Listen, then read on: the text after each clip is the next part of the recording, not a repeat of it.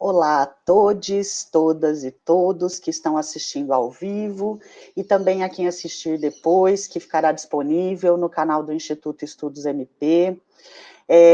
Desde já vou pedir para quem ainda não está inscrito, se inscrever no canal, acionar o sininho para receber todas as nossas notificações das atividades do Instituto. E eu não poderia iniciar de outra forma essa live, senão homenageando as famílias e os mais de 390 mil mortos no Brasil pela doença da Covid, uma doença causada por um vírus que poderia ter sido muito melhor gerido pelo Estado brasileiro, mas que o negacionismo e a ausência de conhecimento do SUS consequentizou em milhares de mortes desnecessárias. E para isso, me socorro à arte, me socorro ao poema de Caterine Omeara, No Tempo da Pandemia. E as pessoas ficaram em casa e leram livros, e escutaram, e descansaram, e fizeram exercícios, e fizeram arte, e jogaram jogos, e aprenderam novos jeitos de ser, e ainda eram. E escutaram mais atentamente, alguns meditaram, alguns rezaram, alguns dançaram. Alguns conheceram suas sombras, e as pessoas começaram a pensar de maneira diferente. E as pessoas se curaram, e, na ausência de pessoas vivendo de forma ignorante, sem consideração ou coração, a terra começou a curar.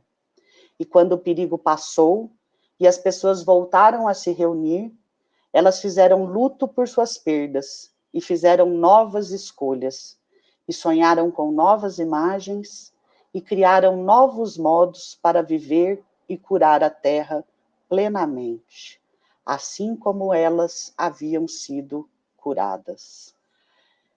Caterine Omeara é uma professora de Wisconsin, e ela escreveu esse poema no começo da pandemia, em 2020, a época, inclusive, correram fake news de que seria uma poetisa do século XIX, mas não. Uma matéria do Estado comprova que ela é uma professora aposentada que retornou a escrever quando da pandemia e nos brindou com esse poema, o qual nós honramos os mortos e suas famílias até esse presente momento. Nunca imaginei que chegaríamos em mais de 390 mil mortos. Tivemos um pico na penúltima semana epidemiológica de mais de 21 mil mortos.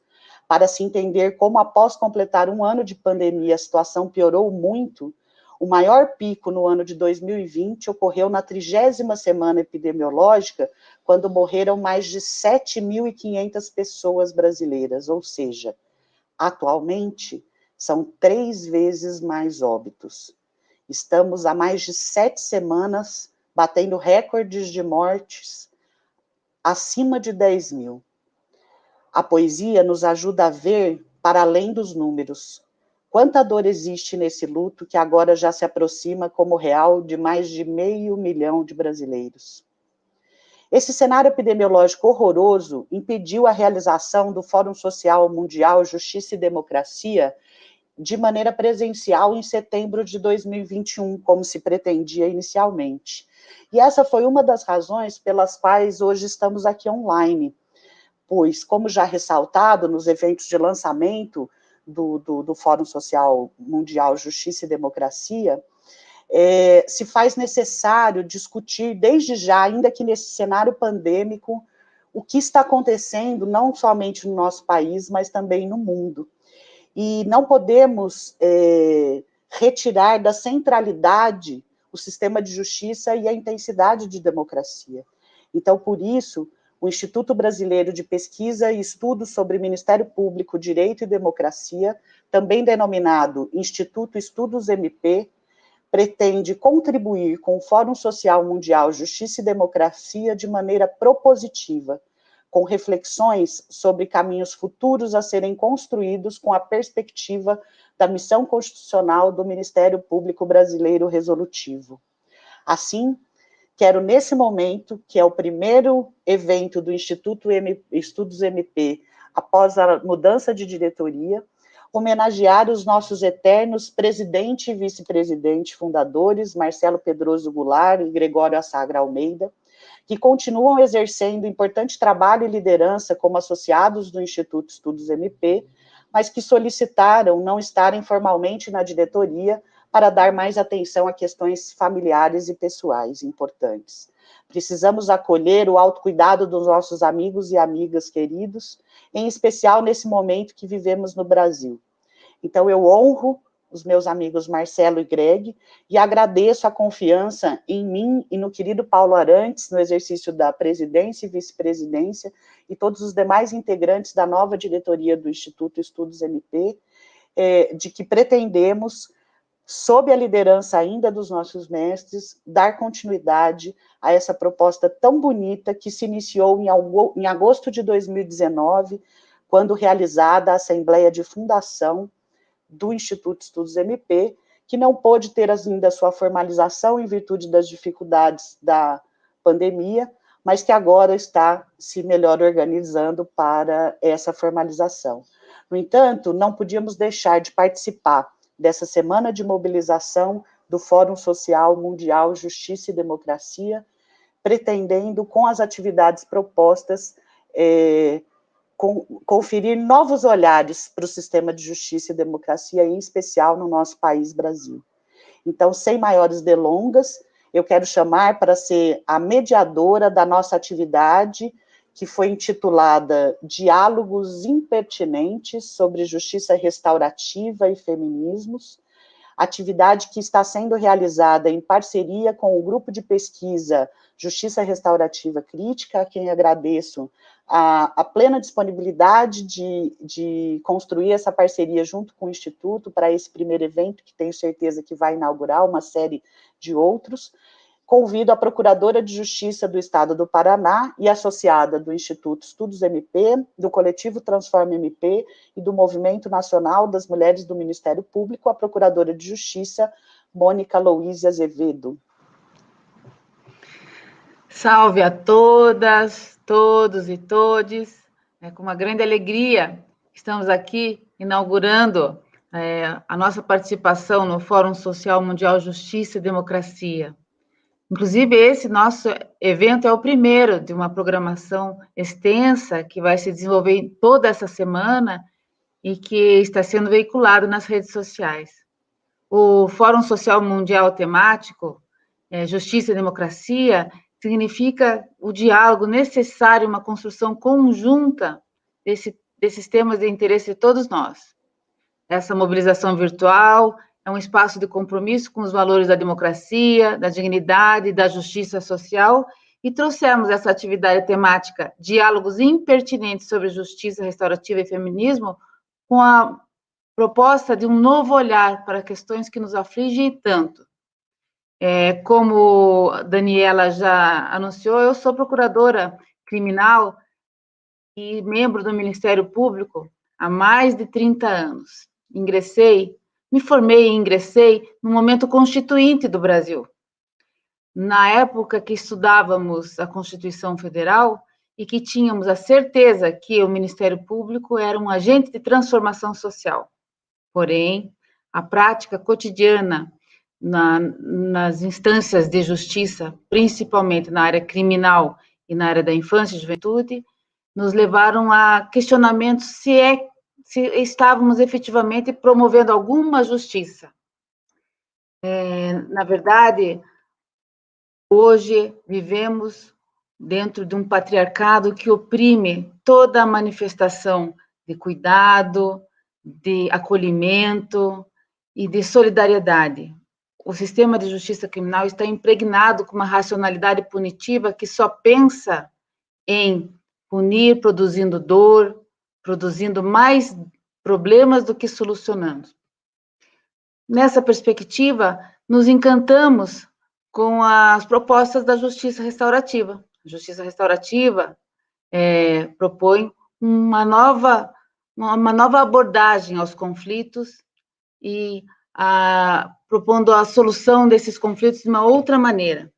Como promotora de justiça por muitos anos na área da infância e juventude, e já na vigência da lei do SINASE, tivemos várias oportunidades de práticas restaurativas na área da socioeducação. Ao mesmo tempo que estávamos aí refletindo sobre novas formas de ser e estar no mundo da justiça,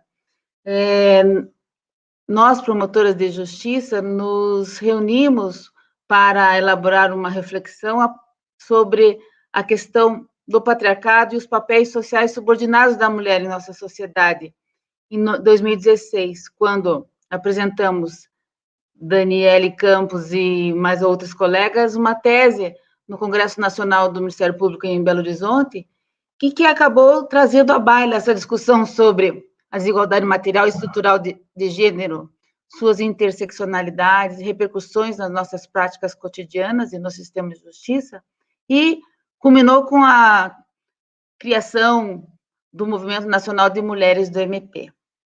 Então, somos nós, Daniele Campos, Daniele Arlé e eu, integrantes do Movimento Nacional de Mulheres do MP e também do Instituto de Estudos do Ministério Público. Ocorre que num desses eventos que participávamos as três, aliás, nenhuma sabia da participação da outra, mas nos encontramos virtualmente já na pandemia, em meados do ano passado, num desses cursos de aperfeiçoamento promovidos pela AJURES do Rio Grande do Sul, fomos instigadas pelo Procurador de Justiça gaúcho Afonso Conzen, que, ao expor as dimensões dialógica, relacional e emocional da justiça restaurativa, destacou a matrística como a dimensão a ser revisitada, por valorizar o olhar, o acolhimento, a proximidade, o envolvimento, o sentimento, a subjetividade, enfim, os valores de cuidado originários da relação mãe e filho e que são fundantes da vida em sociedade. Essa dimensão, porém, é totalmente sobreposta, oprimida, escondida pelo patriarcado que domina a nossa sociedade, domina a mulher, as suas formas de ser e estar no mundo, e que é a tônica da nossa justiça pela sua racionalidade punitiva. Portanto, intrigadas com essa nova dimensão, encantadas com a possibilidade desse diálogo entre justiça restaurativa e sua perspectiva crítica e os feminismos, propusemos essa atividade que hoje se insere metodologicamente no eixo 1 do Fórum Social Mundial Justiça e Democracia, a arquitetura do sistema de justiça, a democracia e as forças sociais. É algo novo, é algo ousado e, por isso, talvez impertinente. Porém, nada mais pertinente do que repensarmos as expressões da cultura jurídica predominante no país, a sua relação com a sociedade, assim como apontar a necessidade de novas formas institucionais aptas a enfrentar o desafio de recolocar as pessoas em primeiro lugar, lhes assegurar todo o reconhecimento, respeito e consideração, o que deve caracterizar a vida de uma sociedade mais justa, mais igual, mais solidária. Para abordar essas questões, convidamos 3 painelistas, todas elas qualificadas nesses temas. Em primeiro lugar, convidamos ao diálogo a promotora de justiça Daniele Arlé. Ela é a nossa referência na temática da justiça restaurativa e da autocomposição no âmbito dos ministérios públicos.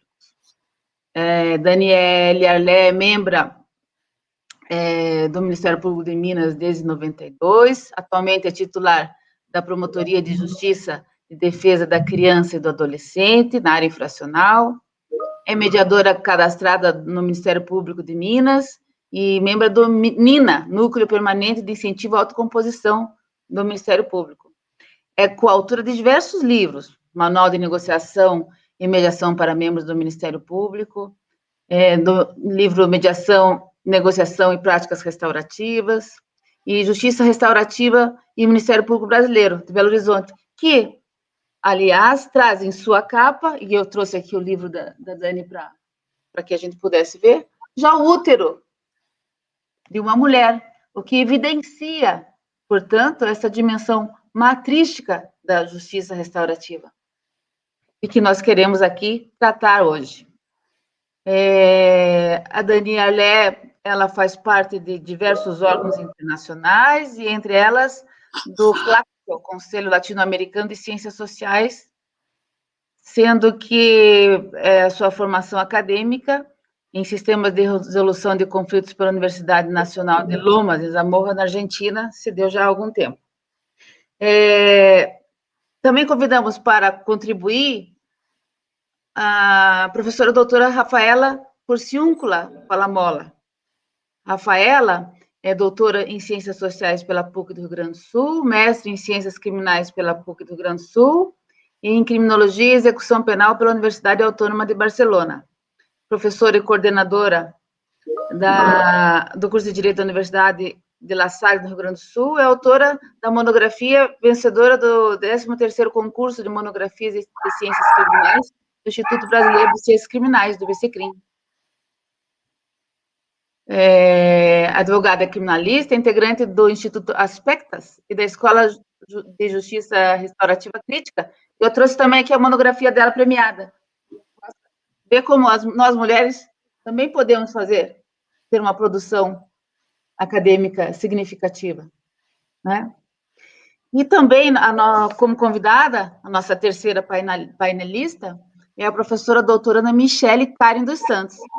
Michele é a mais nova, é mestre, doutoranda em Ciências Criminais pela PUC do Rio Grande do Sul, coordenadora adjunta do IBCCRIM do Rio Grande do Sul e fundadora da Escola de Justiça Restaurativa Crítica, organizadora da obra Criminologia Feminista do Brasil, Diálogos com Soraya Mendes, e integrante do grupo de pesquisas em políticas públicas de segurança e administração da justiça penal. Eu também trouxe aqui, para que a gente ilustre a nossa conversa, o livro de Michele. Tanto a Daniela Arlé quanto Rafaela Palamola e Michele Karen dos Santos, elas são pessoas bastante presentes nas redes sociais, não sei se as redes sociais, mas nos canais que promovem e divulgam lives sobre justiça restaurativa, sobre novas formas de solução e tratamento dos conflitos. A novidade nesse nosso diálogo, portanto, é essa perspectiva do feminino, dos feminismos, da matrística. E para começar os nossos diálogos, eu convido a promotora de justiça Daniela Arlé, que irá expor por 20 minutos as suas ideias principais. Posteriormente, teremos a intervenção de Rafaela e, na sequência, Michele, sendo que as perguntas que puderem ser elaboradas serão todas bem-vindas e colocadas as painelistas na sequência. Então, passo imediatamente a palavra a você, Dani Arlé, que irá nos brindar com a sua sempre iluminada presença e as suas ideias. Obrigada, Mônica. Só queria um ok para saber se todos me escutam, Ayla. Sim? Sim? Ok. Bom, muito boa tarde. Eu me chamo Daniela Arlé. É um prazer conhecê-las e conhecê-los, ainda que virtualmente. Eu me sinto muito feliz de estar aqui ao lado das colegas e amigas Daniela Campos e Mônica Luiz, membras do MP Brasileiro e do Movimento Nacional de Mulheres do Ministério Público, que eu quero aqui saudar e que eu tanto admiro. Além de ser integrante, sou uma admiradora. Também me sinto feliz de estar ao lado de Rafaela Palamola e Michele Karen Santos, professoras e pesquisadoras que enriquecem o estudo e aplicação qualificada da justiça restaurativa no Brasil. Me sinto honrada de estar nesse espaço que junta tudo aquilo em que eu acredito: social, mundial, justiça e democracia. E de estar aqui através de um convite do Instituto Estudos MP, que é o oxigênio necessário para ser e permanecer sendo MP brasileiro. Bom, o convite que me foi feito foi para conversar sobre justiça restaurativa, e eu devo dizer, então, que o meu lugar de fala é de promotora de justiça que trabalha com o JR e também de uma pessoa que procura fazer da JR, de seus princípios e de seus valores, um modo pessoal de vida. Falar sobre justiça restaurativa significa falar sobre um novo paradigma.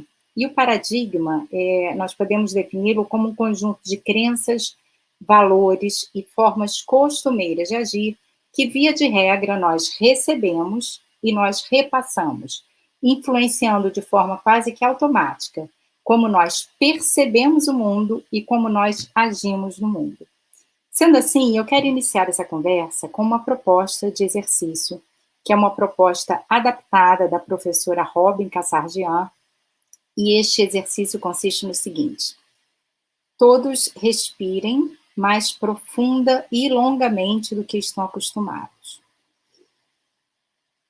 E ao expirarem de maneira imaginária, levem uma das mãos à cabeça e delicadamente retirem de suas mentes todas as ideias pré-concebidas sobre justiça restaurativa, colocando essas ideias num lugar seguro para que vocês, em querendo, voltem a acessá-las depois.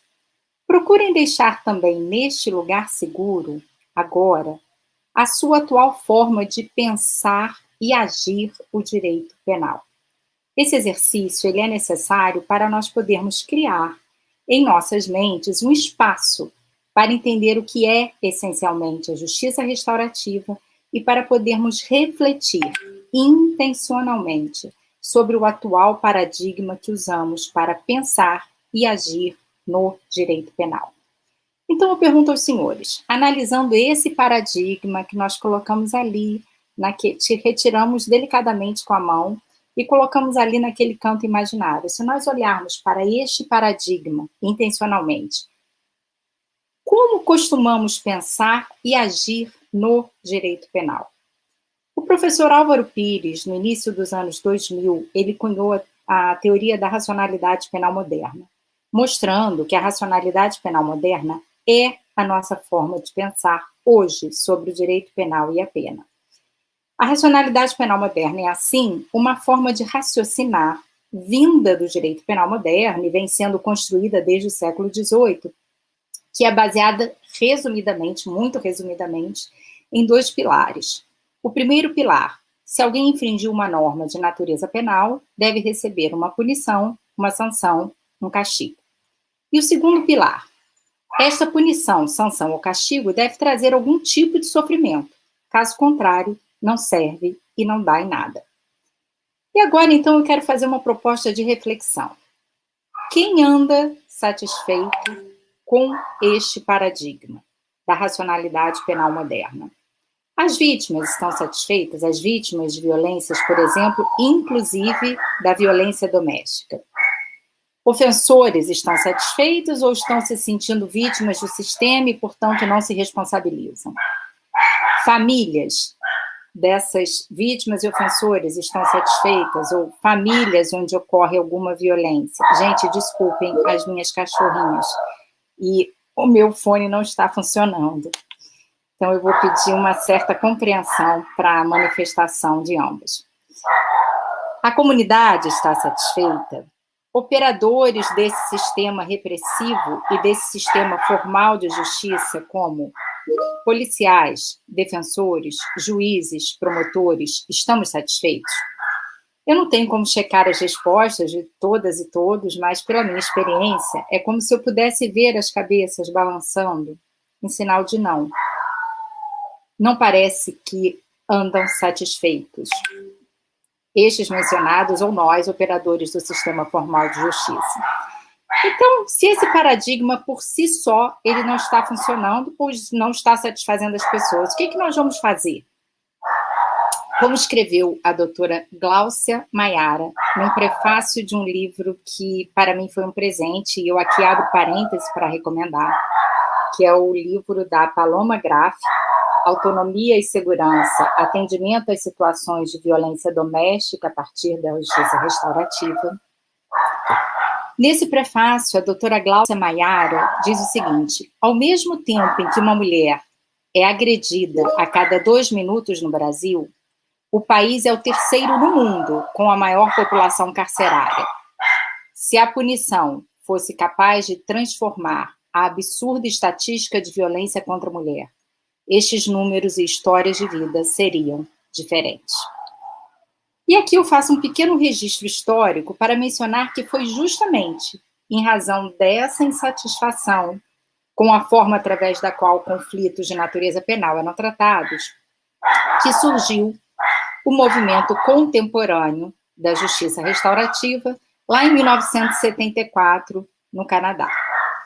Em 74, no Canadá, numa pequena comunidade chamada Elmira, uma pequena cidade na província de Ontário, 2 jovens se embriagaram e saíram a cometer atos de vandalismo contra diversas vítimas, diversas pessoas diferentes. E foram levados ao sistema formal de justiça, no qual, provavelmente, receberiam alguma retribuição, alguma sanção, algum castigo, algum tipo de pena. Um oficial de probation chamado Mark Yantz, e quem acompanha o movimento de justiça restaurativa já deve ter ouvido falar dele, pediu ao juiz que naquele caso permitisse que ele fizesse diferente. E falou o seguinte: olha, nesse caso nós queremos promover um encontro de pessoas que causaram o dano, jovens, pessoas que sofreram o dano, vítimas, e comunidade, nós. E queremos fazer isso porque não estamos satisfeitos com a forma através da qual isso vem acontecendo. E lá em 74, então, surgiu esse primeiro programa que se chamava Victim Offender Reconciliation Program, VORP, que depois foi recebendo outros nomes, mas foi o primeiro nome com o qual nasceu esse movimento contemporâneo de justiça restaurativa. Na prática, e não na teoria, porque isso até então não estava teorizado e até então não tinha o nome de justiça restaurativa. Havia um programa chamado VORP. Por que ele surgiu essencialmente? E aqui nós temos 3 perguntas, 3 séries de perguntas. Ele surgiu porque, quando nós fazemos essas perguntas, nós vemos que ninguém estava satisfeito. Então, primeira série de perguntas: o que estava acontecendo com as vítimas? Elas estavam tendo suas necessidades satisfeitas ou sendo revitimizadas? Elas estavam obtendo respostas necessárias? Elas tinham a oportunidade de contar suas histórias e serem escutadas com empatia e acolhimento? Elas tinham restabelecido o senso de controle de suas vidas? Elas voltavam a se sentir seguras? Com os ofensores, a segunda série de perguntas: o que estava acontecendo com eles? Será que esse encarceramento estava sendo suficiente para eles assumirem responsabilidade e se transformarem? Ou eles estavam se sentindo vítimas e, ao se sentirem vítimas, não se responsabilizavam? Desculpem, eu vou só fechar a porta por causa das cachorras. Um minuto.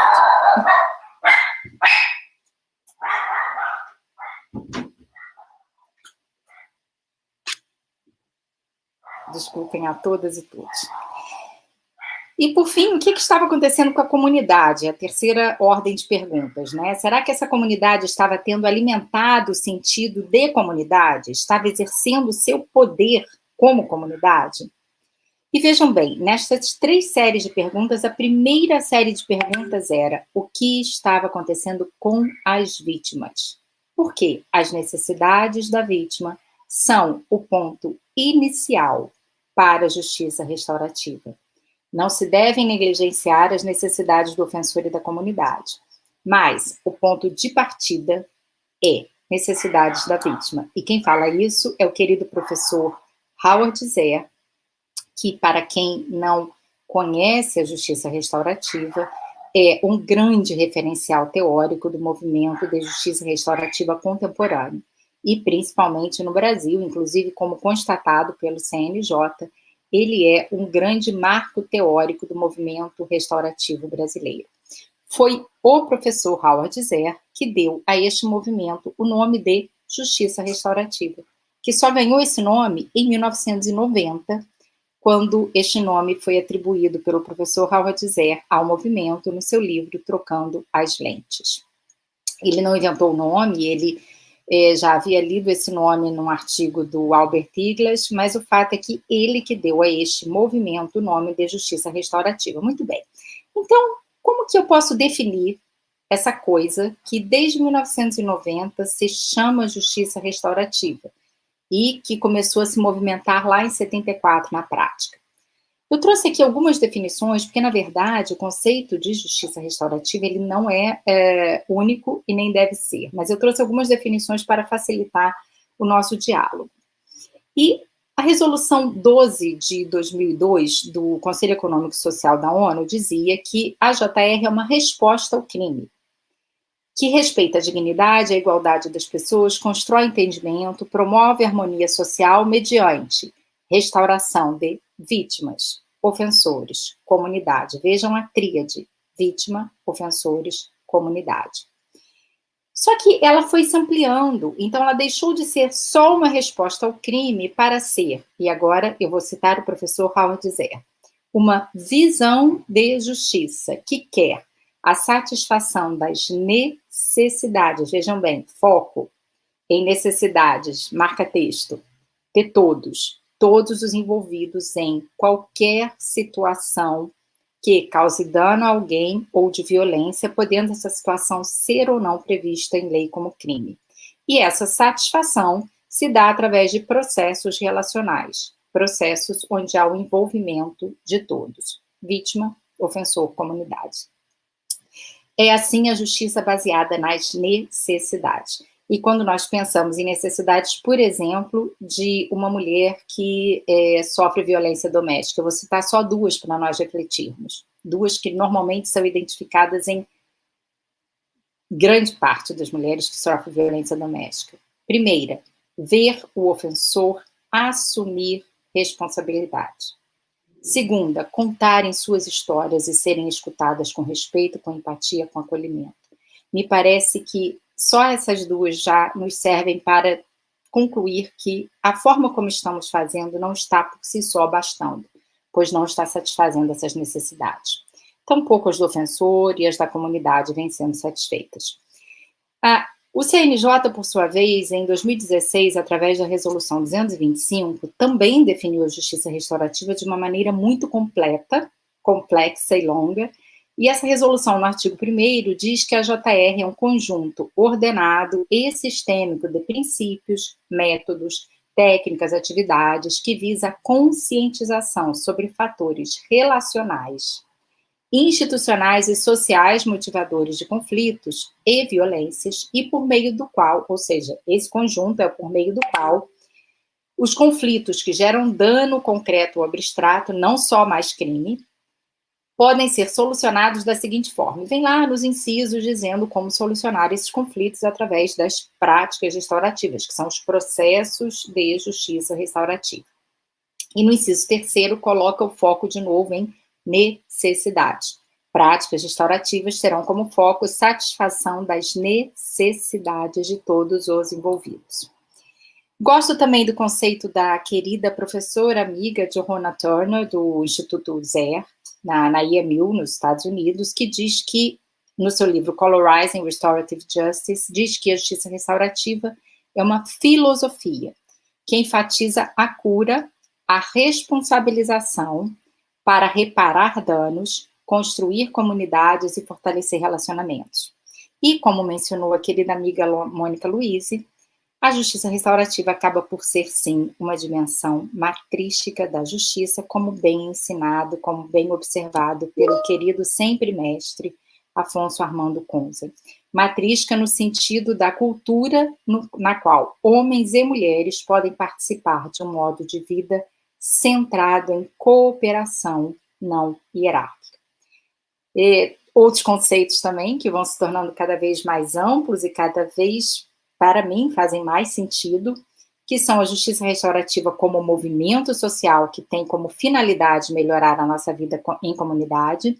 E esse conceito é do professor Karl Stauffer, que é também professor do Instituto Zehr, e do próprio Howard Zehr, que em 2018, enfim, assumiu que talvez a justiça restaurativa seja mesmo um modo de vida, na sua segunda edição de Trocando as Lentes. Como são muitos conceitos, eu acho que é bom nós tentarmos consolidá-los. E eu proponho o seguinte, então, nós podemos enxergar a JR, a Justiça Restaurativa, como uma visão sistêmica, matrística de justiça enquanto valor humano, e não enquanto sinônimo de judiciário, que parte do pressuposto de que estamos todos interconectados e que tem três usos principais. O primeiro, um aspecto resolutivo, pois ela serve para resolver conflitos e violências após eclodidos, satisfazendo necessidades de vítimas, ofensores e comunidade. Ela também tem um aspecto preventivo, pois ela se preocupa em prevenir violências e conflitos que geram danos, construindo relações respeitosas e compassivas. E ela propõe, enfim, um movimento visando uma melhor vida em comunidade para todos, no seu aspecto transformador. Eu disse aos senhores no começo que meu lugar de fala é de promotora de justiça, então eu não posso deixar de trazer aqui a reflexão, uma pergunta que costuma incomodar membros e membros do Ministério Público. O Ministério Público pode aplicar e considerar a justiça restaurativa? E a minha resposta, sem pretender ser dona da verdade, é sim, não só pode como deve. E dou aqui os fundamentos do sim. Eu acho que esse sim está fundamentado no preâmbulo constitucional, que fala do Brasil ser uma república comprometida com solução pacífica de controvérsias. Está fundamentado também no artigo 3º da nossa Constituição Federal, que prevê quais são os objetivos da República Federativa do Brasil. E o querido professor Marcelo Goulart, inspirador de tantas e tantos de nós, ele nos lembra que ali está a missão do MP, como órgão da República Federativa do Brasil. E ali está previsto que nós temos que construir uma sociedade livre, justa e solidária e temos que promover o bem de todos. Grifo, bem de todos. Leia-se, aqui uma relação de conflito que gerou dano, nós temos que promover bem de todos, vítimas, ofensores, comunidade. Outros princípios, como o princípio democrático, o princípio da dignidade da pessoa humana, o princípio do amplo acesso à justiça, o princípio da proporcionalidade, o princípio da não exclusão dos tratados, o princípio da eficiência da administração. Se queremos MP ser eficiente, temos que dar respostas satisfatórias à sociedade que existimos para servir. A Resolução 118 do CNMP, 2014, que previu expressamente as práticas restaurativas. O CPC, no seu artigo 3º, parágrafo 3º, que diz que é dever do MP incentivar conciliação, mediação e outros métodos de solução consensual de conflitos. Obviamente, práticas restaurativas são métodos, a JR não é método, as práticas restaurativas sim.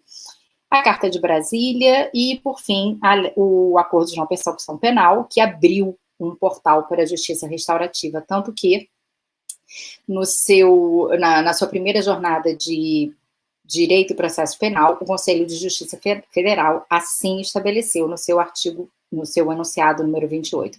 Bom, meu tempo se esgotou, mas eu não quero deixar esse espaço sem fazer uma homenagem ao grande professor Satish Kumar, fundador do Schumacher College. E aqui eu vou fazer, então, uma citação adaptada deste escritor no seu livro Simplicidade Elegante.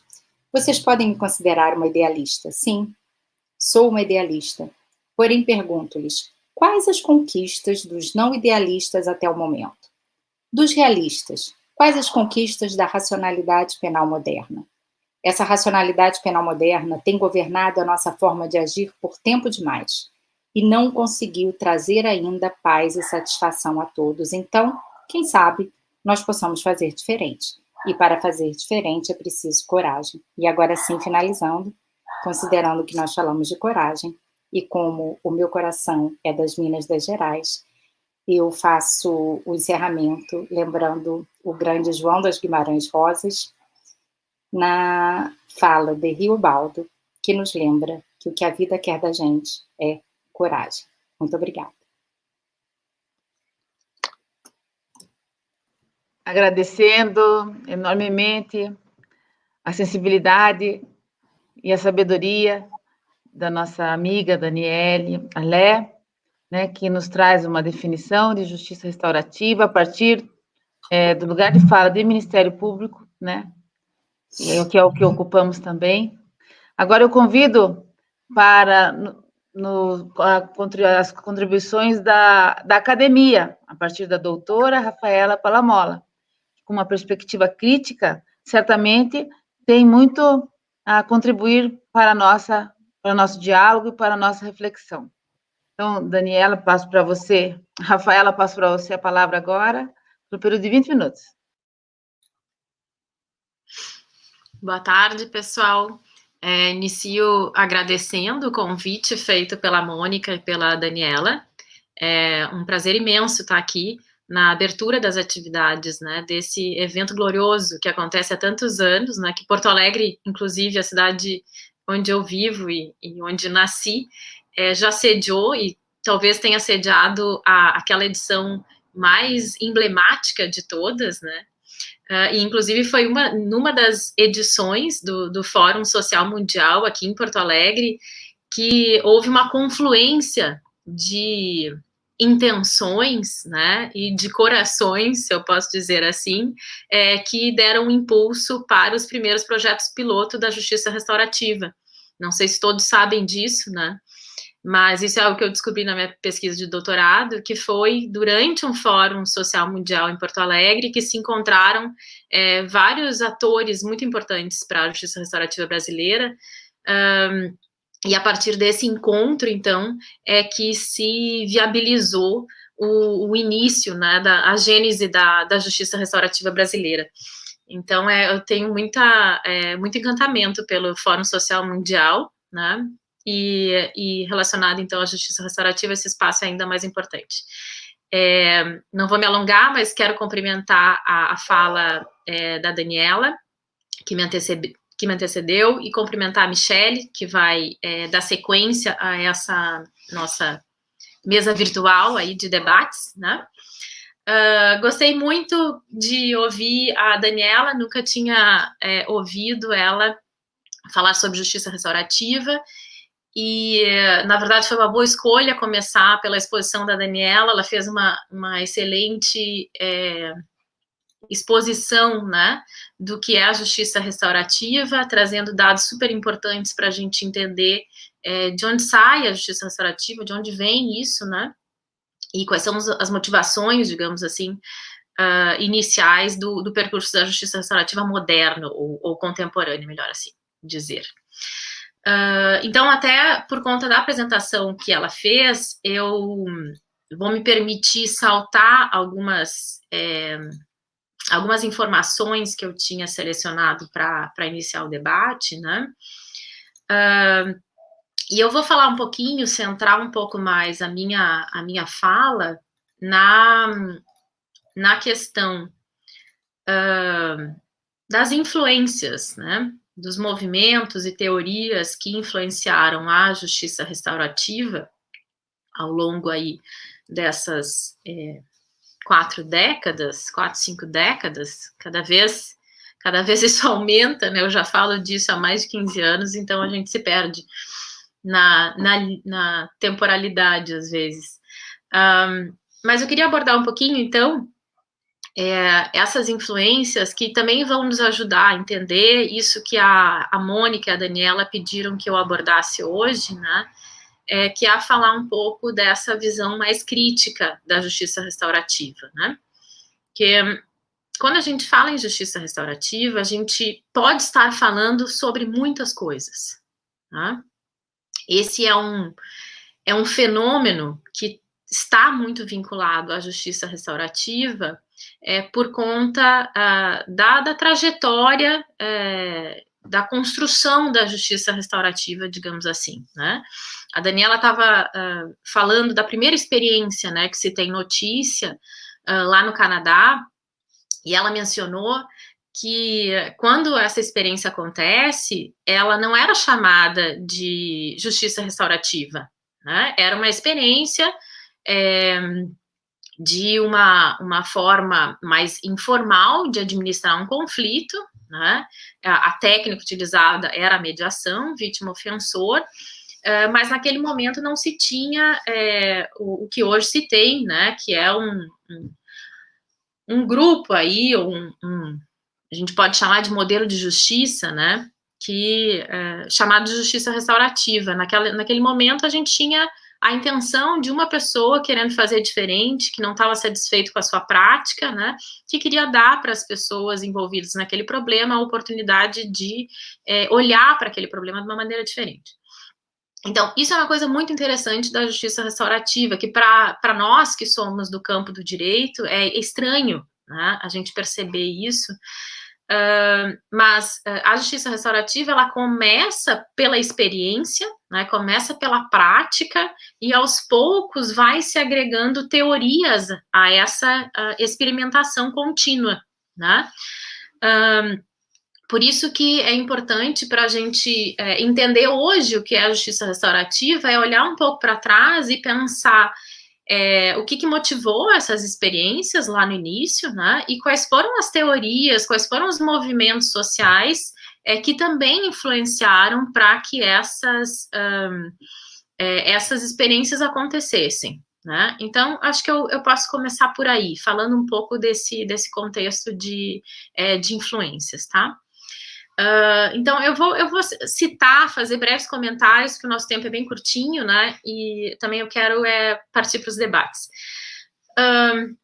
Então, talvez o movimento mais influente que a gente tem na justiça restaurativa, sobretudo nos 20 anos iniciais da trajetória da justiça restaurativa, e a gente está falando de uma trajetória do hemisfério norte, né, porque isso é algo que começa tanto no hemisfério norte das Américas, quanto na Europa, sobretudo Europa Central e também Escandinávia. A gente tem influência, então, fortíssima do abolicionismo penal, né? E isso é tão forte que tem um livro muito bom que está aqui atrás, que eu não consegui separar, são 2 volumes, que fazem uma espécie de compilação das experiências da Europa relacionadas à justiça restaurativa, né? Então, é um relatório que tem ali experiências de mais de 20 países, né? E um dos tópicos que são mencionados em cada uma dessas exposições sobre os países, né, o que influenciou a justiça restaurativa naquele país, né? E a grande maioria dos artigos, né, que contam a experiência desses países fazem referência a um artigo escrito pelo criminólogo norueguês Nils Christie, que se chama Conflitos como Propriedade, né? É um artigo que ainda não está traduzido para o português, mas acredito que logo estará. Mas ele existe em espanhol e originalmente foi publicado em inglês, né? Esse artigo lá da década de 70, ele serve de influência para o movimento inicial da justiça restaurativa, né?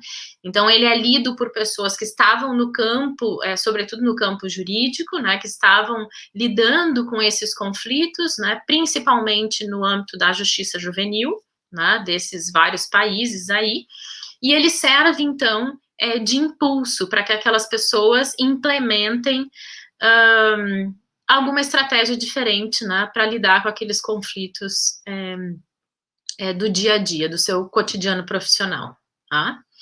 Então, às vezes pode parecer, né, que quando a gente diz que o abolicionismo é uma matriz fundante da justiça restaurativa, pode parecer que a gente está falando algo muito exagerado, né, ou que a gente está sendo radical, né? E isso é um erro em vários sentidos, né? Porque o abolicionismo ele tem uma riqueza muito grande, não só em termos de crítica ao sistema penal, né, mas também em termos de propostas, porque o abolicionismo ele consegue diagnosticar, né, o que ele consegue explicar o sistema penal como nenhum outro movimento criminológico foi capaz de fazer, né? E eu digo isso afirmando assim, né, tão fortemente, porque os abolicionistas, eles vieram da criminologia crítica, né, que já era um movimento no âmbito da criminologia que trazia uma crítica muito forte ao sistema de justiça criminal, né? Então, eles são oriundos, né, dessa matriz bastante crítica. Mas eles levam a crítica, sim, ao extremo, porque eles entendem que a partir daquele diagnóstico, né, que eles conseguem fazer da realidade do sistema, é impossível sustentar a permanência desse sistema, né? Ou melhor, não há motivos para nós lutarmos pelo sistema, né? Mas o ideal seria, ideal aqui está colocado de uma maneira proposital, né? O ideal seria que nós buscássemos um outro caminho, né? Então, claro, se a gente fica só nessa primeira leitura, a gente vai imaginar que, tá, eles são, então, os abolicionistas são criminólogos idealistas, né? Criminólogos que sonham com um mundo que provavelmente nunca chegará, né? Buscam uma utopia, e essa utopia seria não existir um sistema de justiça criminal. Mas, na verdade, tem muita coisa entre essa utopia, né, e o não fazer nada, e o continuismo do sistema, né, ou em dizer que não temos alternativa à racionalidade penal moderna. Tá? Ao longo das décadas, os abolicionistas eles contribuíram para que a justiça restaurativa conseguisse enxergar caminhos, né, caminhos intermediários, né, caminhos que não fossem esse proposto, né, inicialmente mais utópico pelos abolicionistas, mas que pudesse, então, dialogar com o sistema de justiça criminal e ofertar alguma possibilidade diversa aí de responsabilização. Tá? Então, é bem importante a gente conhecer, né, conhecer mais a fundo o trabalho dos abolicionistas. E ainda sobre isso, né, eu sempre gosto de dizer que os abolicionistas, ao mesmo tempo que são taxados, que apesar de serem taxados, né, como utópicos e talvez terem eventualmente um discurso bastante otimista, eles fazem parte de um movimento criminológico que optou por olhar para as pessoas que estavam encarceradas, né? Talvez também eles tenham sido responsáveis por colocarem a mão na massa como ninguém, né? Do ponto de vista dos estudos criminológicos, né? Porque se a gente for olhar para os países de onde vêm as ideias abolicionistas, né? O que os abolicionistas fazem lá? Eles vão para dentro das prisões, eles querem saber o que os presos precisam, o que eles estão passando, né? Se criam movimentos nacionais de abolição das prisões, mas isso tudo é feito coletivamente, né? Coletivamente com os presos. Não existe sequer aquela postura que às vezes a academia se equivoca em adotar, né? Que é, bom, deixe que eu diga o que deve ser feito. Então, é muito bonito a gente conhecer, é muito importante a gente conhecer a trajetória desses criminólogos abolicionistas, né, para entender por que eles pensavam daquela forma e por que foram tão importantes para o nosso pensamento, né, crítico sobre justiça restaurativa. Então, junto com o abolicionismo, também é muito importante a visão da própria criminologia crítica, né? Porque é ela que vai nos ajudar a entender o quanto o sistema é seletivo, o quanto o sistema é desigual, o quanto ele é machista, o quanto ele é orientado, né, por uma visão patriarcal. Então, a gente tem muitos motivos, né, para estudar a criminologia crítica, a estudar abolicionismo penal, se a gente quer ter uma visão mais crítica sobre justiça restaurativa, né? E por que eu bato nisso, né? Eu e a Michelle fazemos parte dessa escola que se chama Justiça Restaurativa Crítica. Por que a gente fala tanto disso? Porque muita gente gosta de justiça restaurativa, muita gente defende justiça restaurativa, né? Mas muitas dessas pessoas por vezes não se dão conta que elas incorporam uma visão de justiça restaurativa que pouco contribui para que o sistema penal, para que as bases do sistema penal sejam chacoalhadas, né? Para que as bases do sistema penal, ou a lógica na qual o sistema penal opera, seja quebrada, né? E aí a gente vê isso, né, lá na ponta, com consequências muito sérias, que são práticas restaurativas que servem para reforçar, né, o sistema punitivo, que não conseguem se descolar daquilo que a Daniela explicava, né, que é a racionalidade penal moderna. Né? Então, justiça restaurativa, ela não é de antemão algo que está totalmente separado, apartado, né, de uma visão punitiva, de responsabilização, de uma visão que é tão própria, né, do sistema penal moderno. Então, esse é um cuidado fundamental que a gente tem que ter. Né? Eu sempre digo, a pergunta que a gente deve fazer não é justiça restaurativa sim ou justiça restaurativa não. Né? É outra, qual tipo de justiça restaurativa eu quero? Né? Então, eu quero uma justiça restaurativa colaboracionista, uma justiça restaurativa que não impacte, né? Que não enfrente esse modelo de responsabilização, ou eu quero uma justiça restaurativa que desafie, ou, para me referir aqui ao título do nosso encontro, né, uma justiça restaurativa impertinente. Eu quero uma justiça restaurativa que incomode. Tá? Então, bom, eu tenho também outras bases, né, porque, pelo mesmo motivo que eu estava dizendo antes, né, que a JR surge de práticas, e ela surge em vários lugares, né, ela não nasce num lugar e fica ali, ela se dissipa por vários países.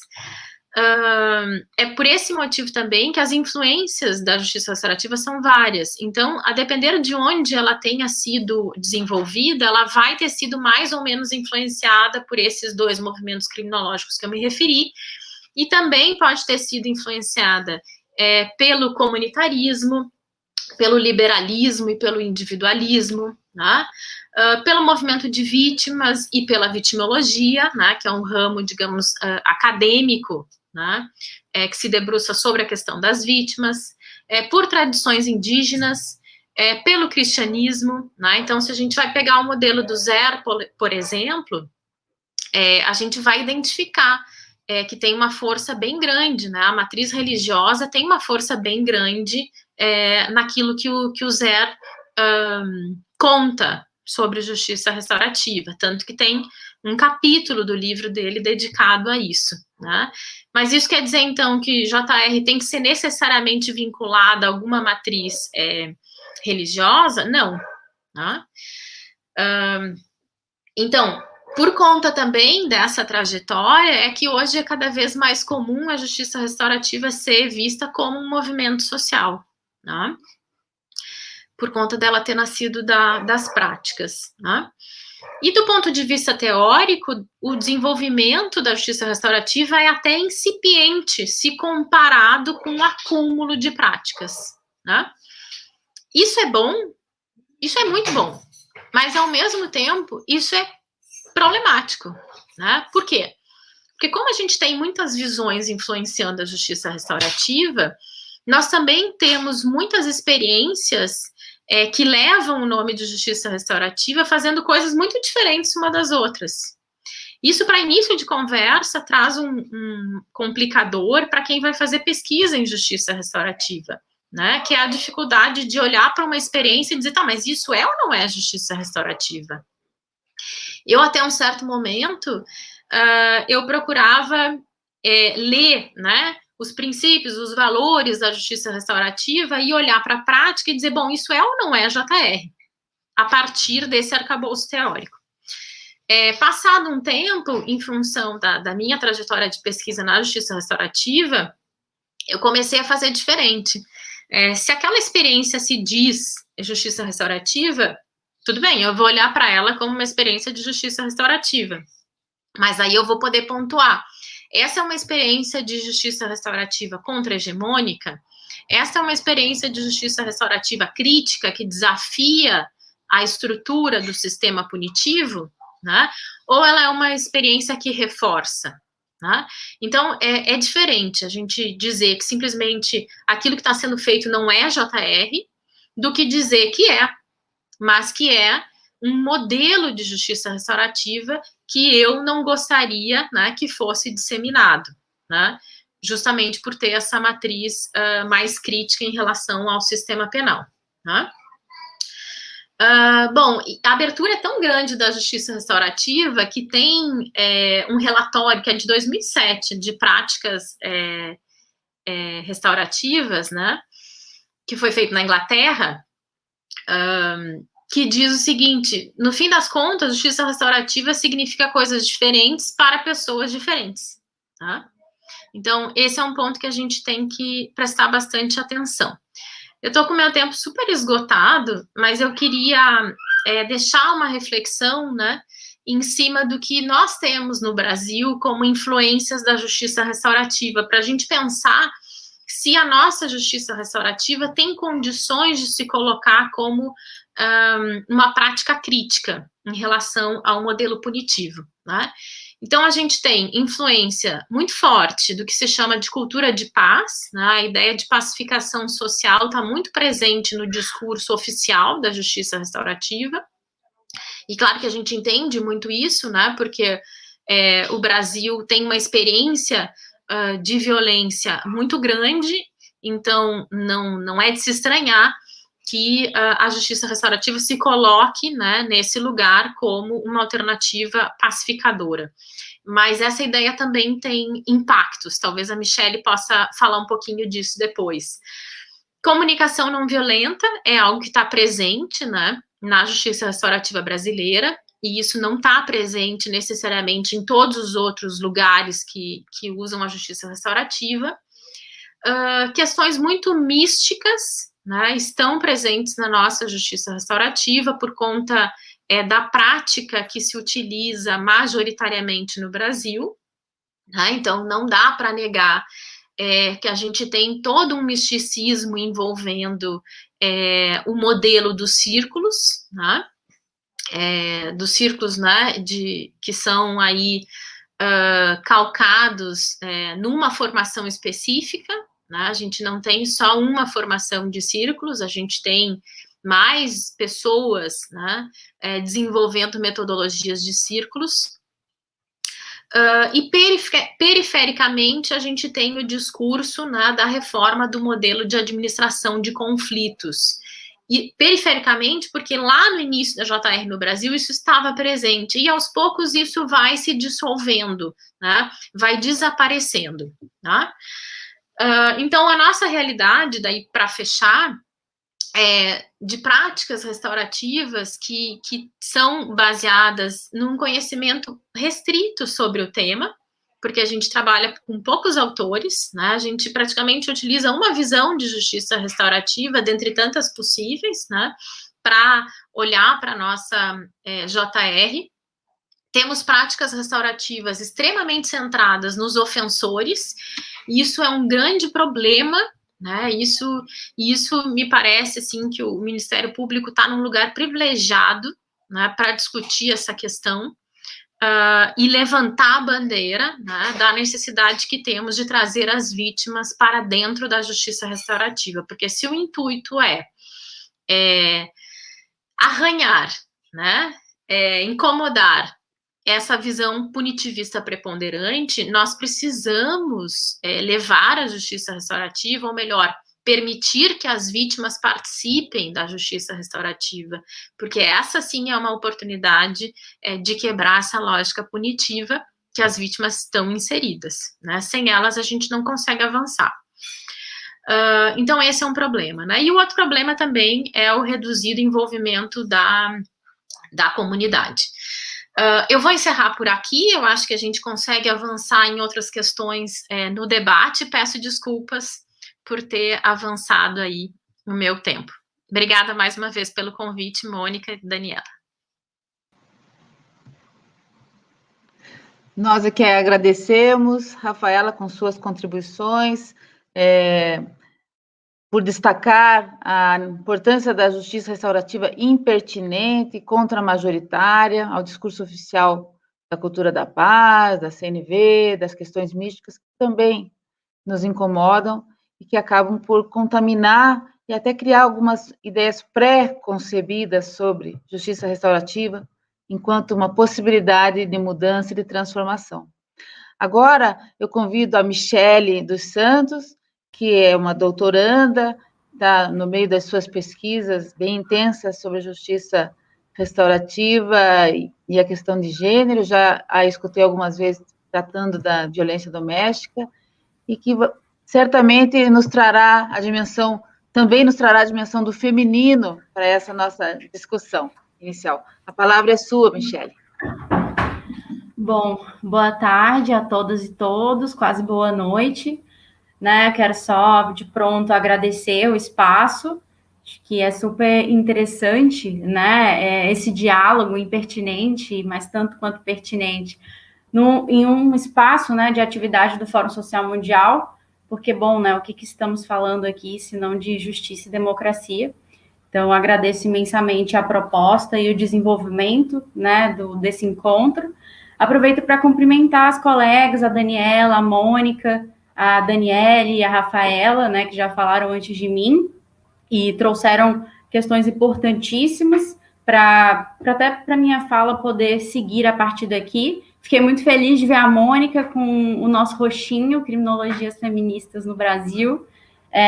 Não tem um texto de justiça restaurativa ali, mas tudo que tem de escrito é muito provocador, né, para as nossas construções e os nossos encontros.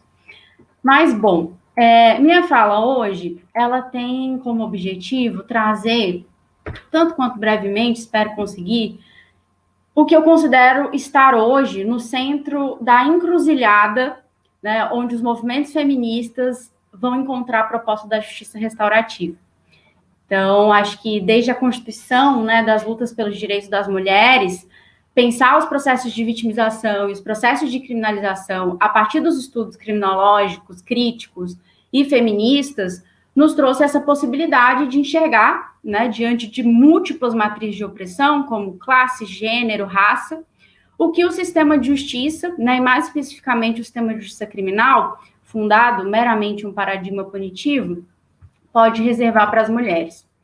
E essa encruzilhada, né, onde a justiça restaurativa pode encontrar o feminismo, os feminismos, os movimentos feministas podem encontrar a justiça restaurativa, ela vem de encruzilhadas anteriores, né, onde os caminhos, eles também se desencontram, em certa medida, ou se encontram, né, legitimando determinados aspectos do que nós temos hoje construído dentro do sentido do que é justiça.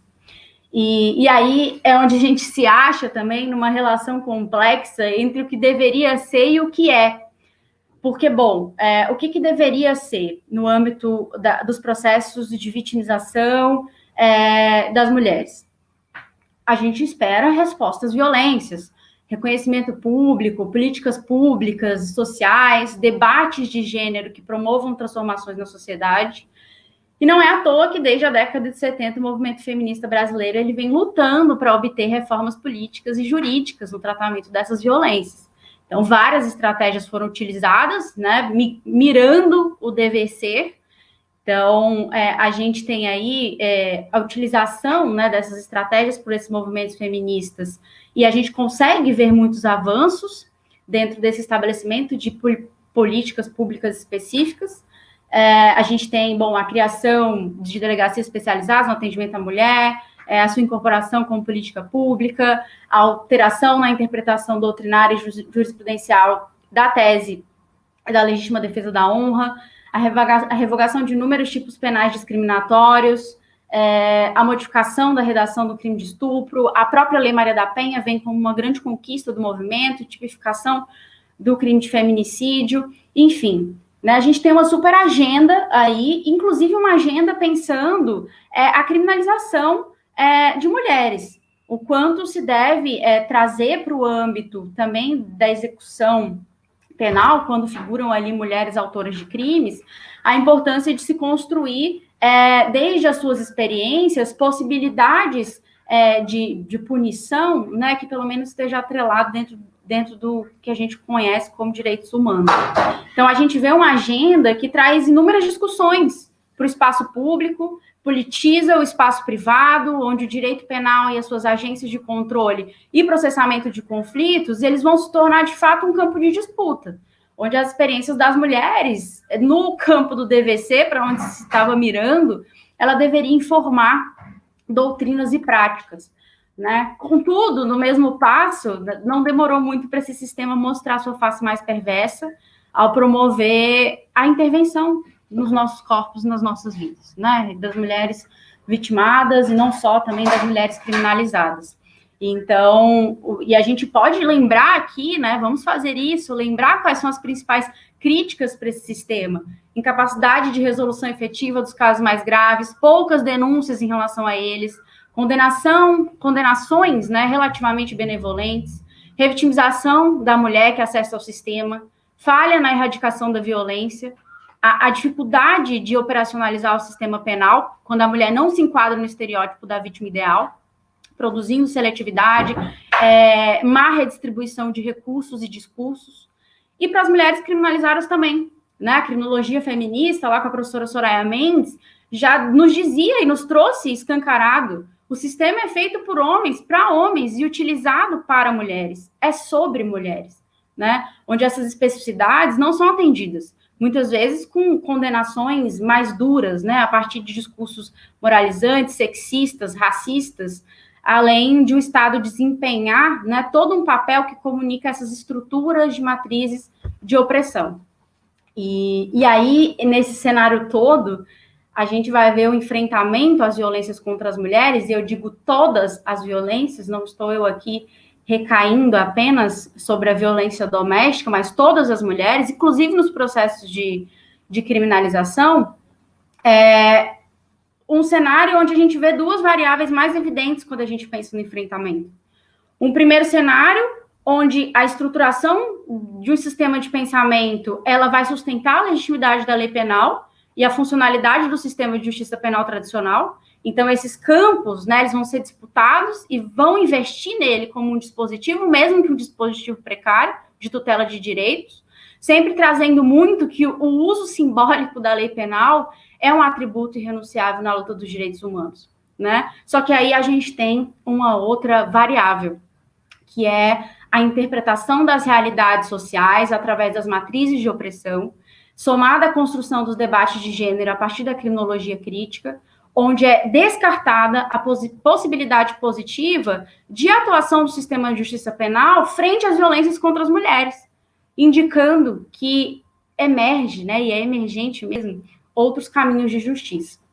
Então, frente a todas essas estratégias distintas, acho que a gente também chega num ponto, né, de onde a realidade social ela vai nos mostrar que o poder punitivo, ele demonstra com muita força a sua própria força, né, que muitas vezes é quase impermeável, que vem aí se constituindo mediante uma hegemonia discursiva, prática, institucional e cultural, pois não podemos deixar de falar da cultura, né? Contudo, ainda nesse cenário super complexo, né, com muitas faces, nessa encruzilhada também vai ter uma crise de legitimidade e da própria insurgência de movimentos antirracistas, feministas, de luta contra a violência policial, de luta contra o encarceramento, que são informados pela teoria do pensamento negro e pelos estudos decoloniais, e aí nós chegamos nessas esquinas dessas discussões, onde o cruzamento ele vai ser inevitável. E quando a gente traz para o Brasil, o avanço da justiça restaurativa, ele também vai chegar para as mulheres. E aí ele chega especialmente para as mulheres vítimas de violência doméstica. Nos outros âmbitos, né, tem sido discutido, tem sido produzido materiais sobre, mas a gente sabe que a maior experiência do Brasil hoje, quando se trata dessa questão das violências, dos conflitos que envolvem mulheres, a justiça restaurativa ela vem se destacando no âmbito da violência doméstica, né? E a gente precisaria de mais um encontro inteiro, de um dia todo, para discutir essa aproximação, o que levou à construção de programas nesse âmbito. Mas hoje, como eu disse, eu quero me dedicar mais a pensar essas narrativas que são construídas desde a opção, né, lá na encruzilhada, pelo encontro entre feminismos e justiça restaurativa ou pelo desencontro entre feminismos e justiça restaurativa. E daí, numa linha histórica, que aí ajuda a gente a compreender algumas narrativas, pensando no Brasil, a gente pode considerar um marco ali de construção mais efetiva para além do campo do pensamento, 2015, né? E aí vem do Rio Grande do Sul. O projeto Justiça para o Século XXI, ele já estava se dedicando a difundir práticas de justiça restaurativa na violência doméstica. Já estava sendo pensado isso. Então, o objetivo ali era muito claro, consta nos relatórios, pacificar conflitos e violências. Depois, em 2016, a gente tem a Resolução 225 do CNJ, o artigo 24, parágrafo 3º, que vai prever, então, né, que as coordenadorias estaduais da mulher em situação de violência doméstica e familiar pudessem adotar, quando cabível, processos restaurativos. Mas o grande boom no Brasil mesmo, de a gente pensar se é possível esse encontro ou não, antes de a gente tomar uma posição, é em 2017 ali, né, o boom. Porque a gente tem, primeiramente, o lançamento da 3ª edição da Semana Justiça pela Paz em Casa. Não sei se vocês lembram, mas a Carmen Lúcia tem uma fala muito impactante, né, naquela época, presidente do STF, do CNJ, ela traz uma fala um tanto quanto provocadora, porque traz uma outra percepção, traz uma proposta nova, né, que seria a possibilidade de aplicação da justiça restaurativa na violência doméstica. Mas naquele mesmo momento, ela está invocando a cultura de paz, né? E que paz é essa? A gente tem que se perguntar sempre, né? É uma cultura de paz, e isso foi questionado, né, a partir da fala da Carmen Lúcia. É uma cultura de paz que a todo instante se presume pela ausência da guerra, e se a guerra não existe, nem apenas essa própria paz vai existir, ou é uma paz que, na verdade, lida muito, né, através das teorias do consenso, na verdade, quer expandir o grande controle social a partir de um ideal de que, em algum momento, todos nós iremos compartilhar os mesmos valores e princípios de vida, mesmo diante de inúmeras diferenças sociais que são convertidas em desigualdades. Então, a gente começa a pensar, que paz que é essa, né? E a Carmen Lúcia traz ali na sua fala algo também muito impactante, que é a sugestão. Ao falar da aplicação da justiça restaurativa, ela faz uma sugestão de repente, trocar, né, o nome dos juizados de violência doméstica e familiar contra as mulheres por juizado pela paz em casa. Isso gera uma polêmica, de fato. Em sequência, a gente tem a 11ª jornada Lei Maria da Penha, já trazendo, né, a carga do discurso da Carmen Lúcia para um âmbito mais propositivo, de criar comitês de discussão, né, de magistrados, promotores, defensores e todas as pessoas atuantes nesse âmbito, agentes, né, de promoção do enfrentamento à violência contra a mulher, pudessem dialogar sobre justiça restaurativa e violência doméstica. Na sequência, a gente chega na audiência pública, né, que se tem ali, promovida pela Comissão de Defesa dos Direitos da Mulher da Câmara dos Deputados, que foi de requerimento de autoria da deputada Érica Cocai, onde se coloca ali claramente violência doméstica e justiça restaurativa, um diálogo possível, e inúmeras representações, inclusive pessoas que atuaram, né, na construção da Lei Maria da Penha, vão dialogar sobre essa proposta. A gente também tem a Carta de Natal, que foi resultado do 9º Fórum Nacional de Juízes de Violência Doméstica, também trazendo mais proposições, propondo mesmo que os juizados implementassem programas e projetos de justiça restaurativa, e, na sequência, todo o interesse do Conselho Nacional de Justiça pela matéria, né, inclusive com produção de pesquisas. Então, hoje a gente tem práticas de justiça restaurativa em violência doméstica em vários estados do país, municípios, né, tanto em formato de redes de prática restaurativa, como projetos em fase inicial, quanto projetos que são unidades jurisdicionais de referência, que já passaram dessa fase inicial, então já tem resultados mais concretos de aplicação de justiça restaurativa no âmbito da violência doméstica, inclusive aproximando, né, possibilitando um encontro entre vítima e ofensor, e esse encontro gerando, então, uma suspensão condicional da pena, que pode vir a extinguir essa pena ao final, mas caso não cumprido, pode fazer com que essa pena, então, vá para uma execução penal.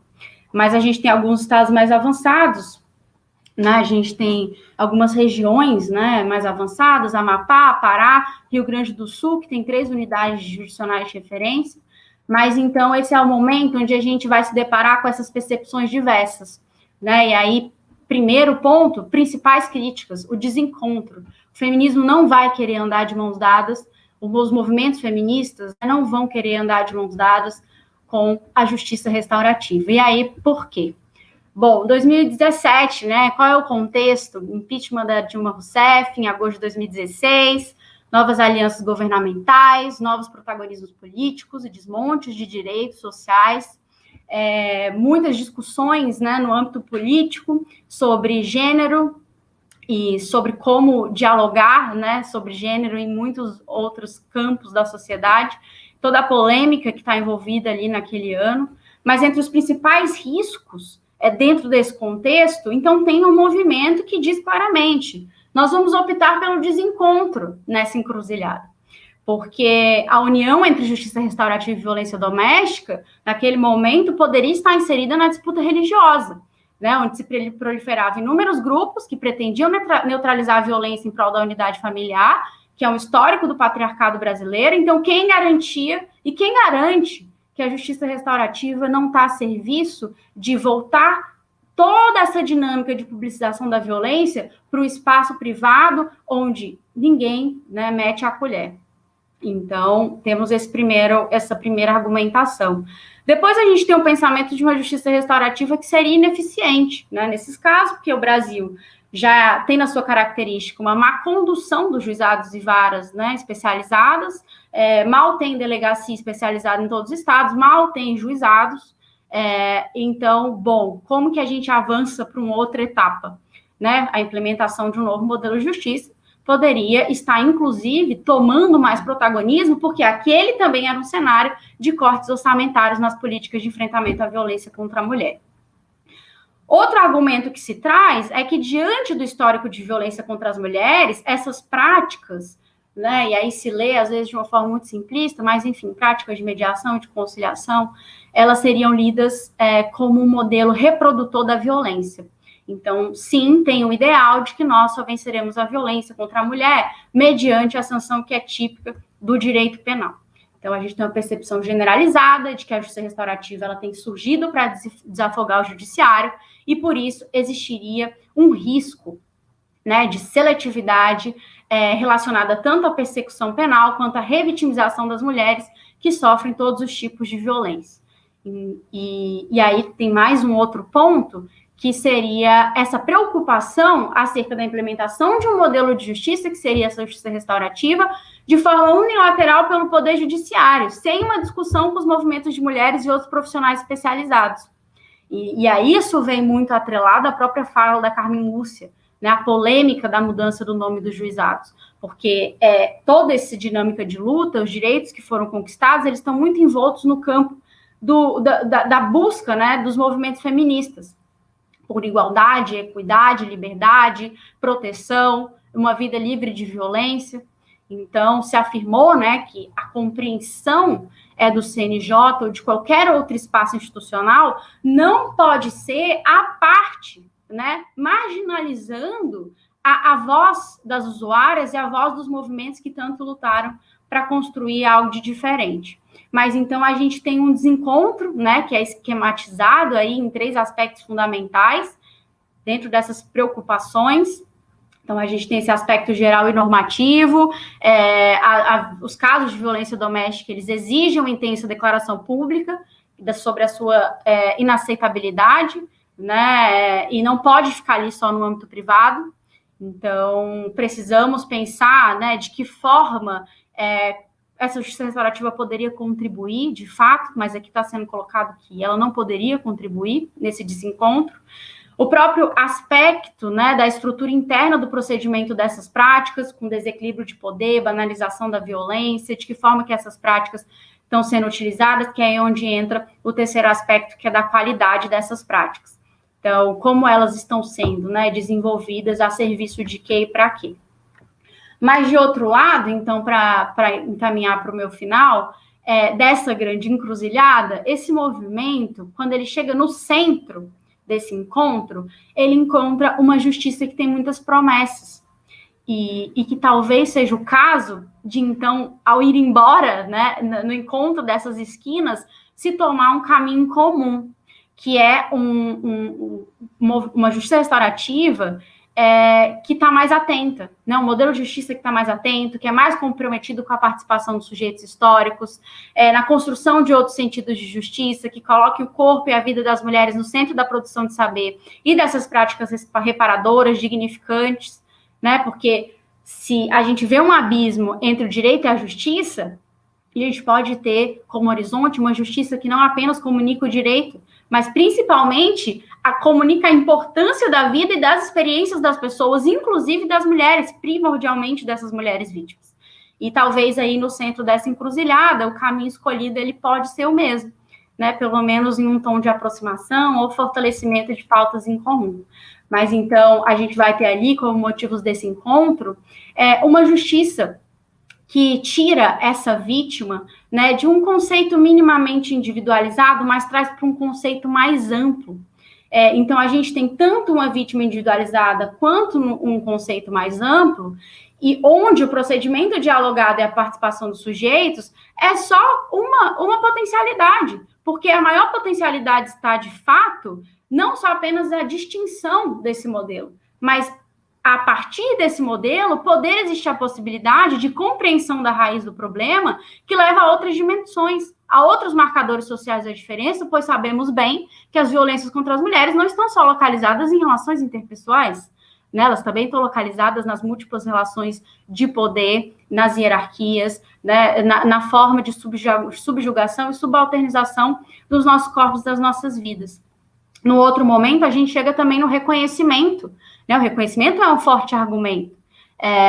A poder ter esse reconhecimento público da violência dentro de uma justiça que promove uma outra dinâmica é uma possibilidade de agir em justiça, de ter as respostas sobre as motivações, uma oportunidade de um espaço para comunicar seu sofrimento, né? Do frente a frente com o agressor, ser a negativa de que o encontro tem que ser com a lei, e a possibilidade também desse ofensor, desse agressor, poder receber e entender, né, esse ressentimento dessa vítima e poder oferecer uma reparação. Então, receber um bom tratamento e vivenciar corporalmente a valorização por esse modelo de justiça tem imprimido nessas mulheres novos registros, né, nessas mulheres vítimas, nas suas memórias, criado novas disposições internas, assim como demonstra as experiências da Guatemala, República Democrática do Congo, Colômbia, El Salvador, Áustria, que tem programas que desenvolvem práticas com mulheres vítimas. Inclusive, tem elas na frente da sua possibilidade de construção, principalmente quando se dá o encontro da justiça restaurativa com a justiça de transição. Então, resulta muito desses processos todos a substituição da desvalorização, que é muito inscrita na vida das mulheres pela violência, e isso, né, se configura um espaço onde possa ter uma negação dessas relações violentas e danosas. Então, o poder da fala e da escuta, né, a metodologia do despertar de consciências, a possibilidade da reparação através de uma possibilidade também de conscientização desse ofensor, poder comunicar, poder restaurar, reconstruir, né, reparação mesmo, a reparação é uma promessa da justiça restaurativa, se situa no prolongamento desse reconhecimento. Então, pensar na reparação material, emocional, simbólica, tudo isso está dentro dos argumentos, né, e vai figurar ali também o direito à memória histórica, porque dentro dessas estratégias de reparação e justiça, a memória histórica, ela surge, porque a gente está tendo ali comunicações, participações ativas, né? Essa possibilidade de não precisar estar dentro de um sistema que legitima a autoridade ou a lei patriarcal, mas poder estar em outro modelo de justiça que a sua fala também produza memória, né? E que essa memória possa, de alguma forma, ser um momento de superação de traumas e ressentimentos. E aí a gente pensa na paz muito mais como território do que uma cultura, né? Territórios de paz, de dignidade, de liberdade e de bem-estar. Então, a gente tem aí uma justiça que promete traçar estratégias sociais e políticas a longo prazo e com a encruzilhada posta, né? E aí finalizando, que também já passei do meu tempo, a gente tem movimentos que vão optar pelo desencontro e temos movimentos que vão optar pelo encontro, pois muitos são os argumentos, né, que sustentam tais opções. E não são todas essas opções, as opções, no geral, elas não são o maior problema, porque muitos dos argumentos, eles são muito relevantes. Porque, de fato, resta para a gente fazer escolhas e tomar posição, mas devemos sempre estar muito preocupadas e preocupados com a construção e desenvolvimento da justiça restaurativa, porque a partir dessa construção, desse desenvolvimento, dentro dos nossos municípios, dentro do nosso estado, dentro do nosso país, que vai ficar mais claro qual é essa posição, né? Mas acho que sempre com a participação dos movimentos sociais, porque os movimentos sociais, principalmente o movimento de mulheres, não podem estar parte das construções de modelos de justiça para as mulheres, porque isso seria, de fato, virar as costas para todas as lutas que foram traçadas até aqui. Mas então eu coloco apenas algumas pequenas questões em linhas do que a gente poderia considerar para tomar essas decisões, né? Inclusive o movimento feminista, quando encontra a justiça restaurativa lá na encruzilhada. Eu acho que é muito importante a gente dar atenção aos pensamentos que surgem dessas práticas políticas coletivas, nas quais muitas de nós participamos e se relacionam, né? Eu, particularmente, não estou falando só do lugar da academia, mas também estou falando do lugar de militante feminista. Então, nós também temos nossas práticas que comunicam, né, e que estão atreladas a esses feminismos críticos e práticas contra-hegemônicas. Acho que também vale muito a pena definir de uma vez por todas que não dá para pensar mulheres considerando apenas o problema de gênero. Nós precisamos, sim, pensar as experiências que são afetadas pelo racismo, pelo classismo, pela heterossexualidade e pela geopolítica. E talvez isso nos ajude a compreender melhor os sistemas de justiça e quais vão ser as nossões opções. E também nos colocar contra o sistema de gênero colonial, que afeta muito as nossas interpretações, né? As nossas teorizações, nossas investigações, as metodologias, né? As nossas aplicações de práticas. Então, precisamos levar em conta mais práticas políticas, né, do feminismo, inclusive das produções de saber. E, por fim, eu acho, como diz Lélia Gonzalez, é profundamente importante levarmos em conta a proposta de um feminismo decolonial. Né? Acho que hoje o feminismo decolonial, o feminismo que é informado pelas teorias e práticas do movimento negro, tem uma proximidade maior com a justiça restaurativa, porque esse feminismo decolonial, ele informa, né, ou serve de base epistêmica para a construção de um outro modelo de justiça que atua intervindo nessa questão criminal, porque é realmente urgente a gente entender a subordinação das mulheres a partir das suas próprias experiências, que são experiências situadas, né, e de que forma se reproduz o racismo, o classismo, o heterossexismo nas teorias e práticas políticas que nós queremos enfrentar. Então, essa é a minha contribuição. Agradeço imensamente por terem me ouvido. Espero que, juntando aí todas as nossas falas, promova um bom debate, uma boa reflexão. Excelentes colocações, Michele. Muito importante você conseguir vislumbrar não só desencontros entre justiça restaurativa e feminismos, mas também encontros possíveis e que precisam ser mais explorados, que nós precisamos efetivamente criar uma reflexão sobre essas possibilidades. Sem dúvida nenhuma, e eu vejo aqui pelos comentários dos nossos assistentes, não sei se são assistentes, aqueles que participam desse nosso diálogo, e você semeou muitas reflexões e, sem dúvida, teremos outras oportunidades para aprofundar aqui. As perguntas vieram, né? Então, nós temos ainda 30 minutos, eu vou passar em forma de bloco, para que a gente possa aproveitar melhor o tempo de cada uma das nossas panelistas. A primeira pergunta, eu vou passar para Danielé, espero que responda, Dani, em 5, 6 minutos, para possibilitar que as demais também possam responder as perguntas dirigidas a elas. E a pergunta é de Fabiano da Silva França, que é formador em Justiça Restaurativa para a Rede de Proteção, e pergunta: qual é o maior desafio para a divulgação da justiça restaurativa na rede socioassistencial? E como você sugere que esse movimento seja reverberado em espaços de convivência que hoje necessitam receber essa nova forma de fazer justiça para além do Poder Judiciário? Vamos lá. Fabiano, obrigada pela pergunta e obrigada por essa reflexão, né, por trazer isso à luz.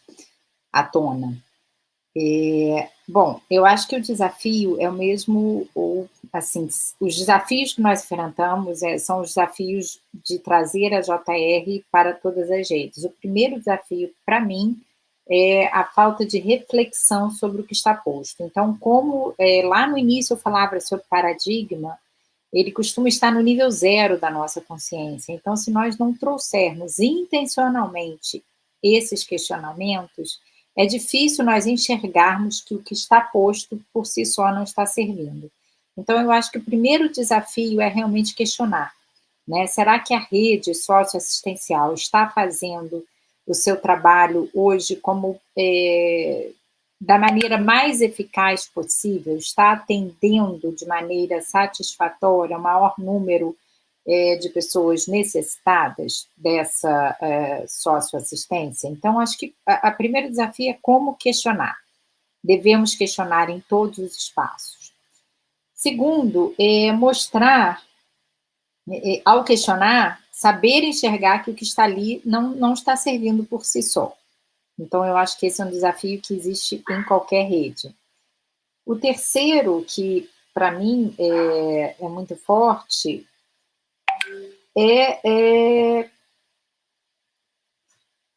mostrar que a justiça não é sinônimo de poder judiciário, ou poder judicial. Ela é valor humano.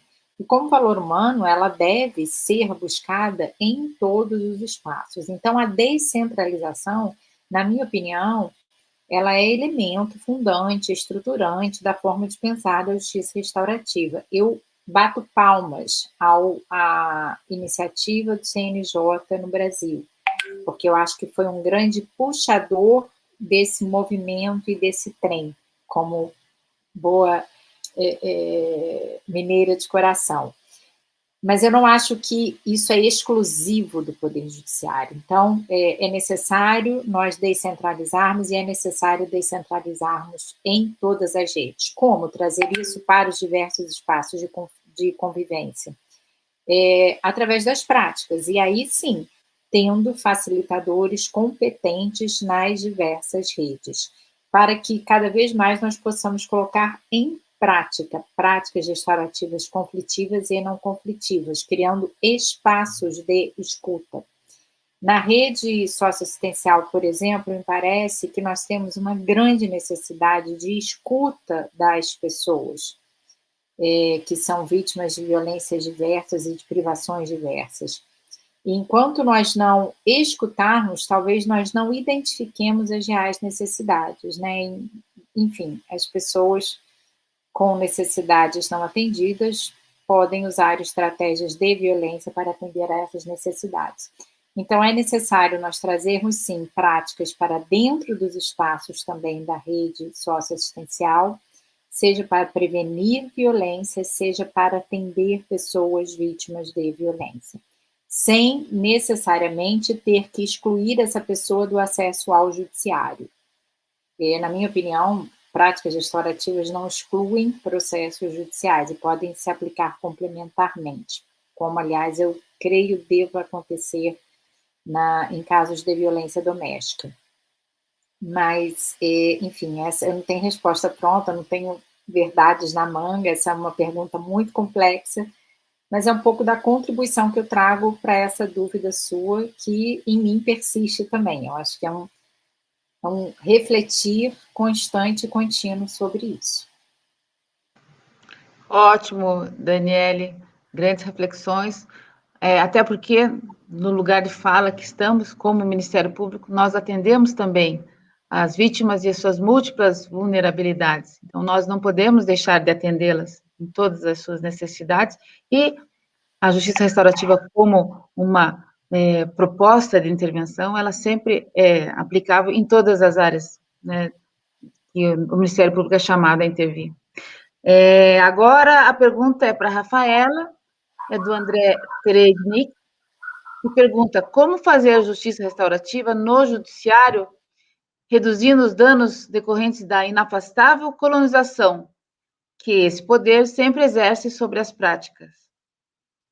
E qual é a sua opinião sobre colocar a justiça restaurativa nos limites da lei? Bom, agradeço ao André, querido amigo no Rio de Janeiro, magistrado. É sempre bom dialogar com o André, a gente aprende sempre muito com ele, e fizeste duas questões bem difíceis, né, André?